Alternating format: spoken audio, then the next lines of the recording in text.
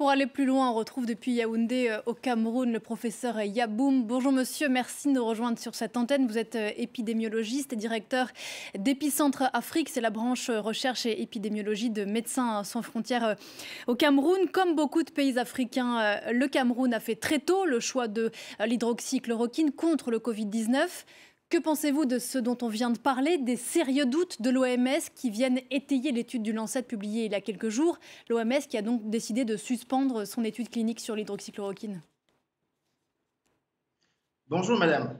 Mais écoutez, je pense que les doutes sont fondés, mais tout ceci remet en avant les besoins de faire de la recherche selon une méthodologie. Si dès le début, on avait fait un essai clinique randomisé, on avait des contrôles et des cas qui prenaient la chloroquine, on aurait su très rapidement quelle est son efficacité, sa sécurité. Maintenant, ça nous a pris 3 mois pour avoir ces résultats qui sont publiés. La méthodologie est définie comme foireuse par le professeur Raoul, mais ce qu'il a fait non plus ne rentre pas dans les cadres de la recherche clinique. Donc aujourd'hui, on est au point de départ et on doit se trouver de nouveaux moyens pour pouvoir prendre en charge nos patients. Pour autant, de nombreux pays africains, je me répète, continuent et vont continuer sans doute d'utiliser, à défaut sans doute d'autre chose, l'hydroxychloroquine pour les malades atteints du Covid-19. Est-ce que, d'après ce que vous savez, ce médicament a prouvé son efficacité sur des malades au Cameroun? Alors, on ne peut pas dire qu'il a prouvé son efficacité si on ne peut pas le comparer à des personnes qui n'ont pas reçu l'hydroxychloroquine. Maintenant, effectivement, cette question est sur la table de tout le monde, du Conseil scientifique, du ministre de la Santé du Cameroun, mais d'autres pays, pour savoir, à la lumière de ces résultats publiés quand même dans le Lancet, qu'est-ce qu'il faut faire? Est-ce qu'il faut changer les stratégies et les procédures de prise en charge? Si on ne prend pas l'hydroxychloroquine, vers quoi est-ce qu'on se tourne? Donc effectivement, il y a aussi eu un vide en termes de possibilités pour les médecins pour se lancer dans cette molécule. Mais aujourd'hui, il va falloir se reposer la question et assez rapidement.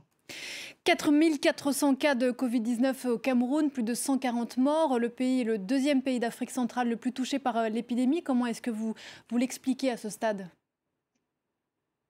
Alors, il est difficile de l'expliquer simplement. Ce qu'on voit, ce qu'on observe, moi je vis à Yaoundé, il y a 3 semaines, quand je marchais dans les rues de Yaoundé, je voyais 3, 4 personnes sur 10 qui avaient leur masque.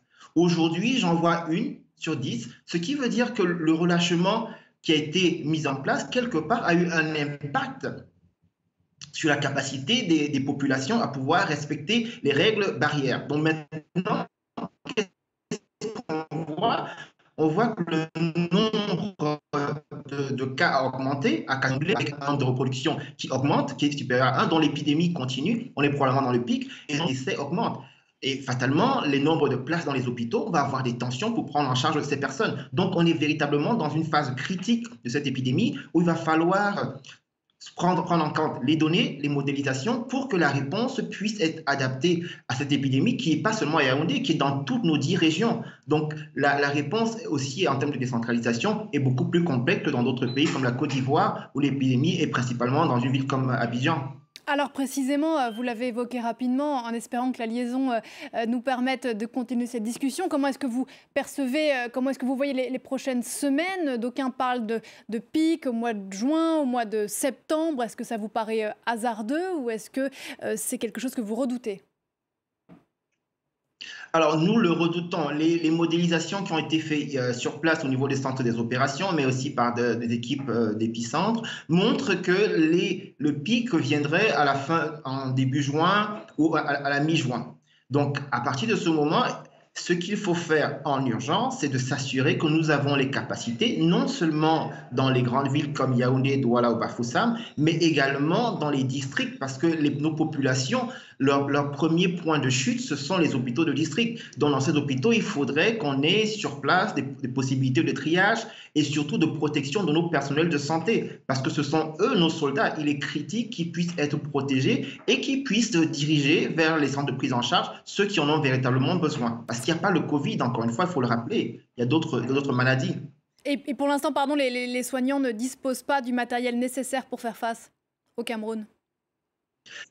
Alors, au Cameroun, certainement, dans les villes, on a le matériel nécessaire, mais dans les villages, dans certains centres de santé, il y a effectivement des tensions en termes de masques, en termes de protection. Donc, il y a des commandes qui sont faites, mais il faut qu'on aille beaucoup plus vite pour s'assurer que tous nos personnels soignants aient effectivement ce dont ils ont besoin pour protéger leur famille, mais également pour protéger les autres patients qui viennent, qui ne sont pas forcément Covid. Merci beaucoup Yaboum d'être intervenu sur cette antenne depuis Yaoundé au Cameroun. Belle journée.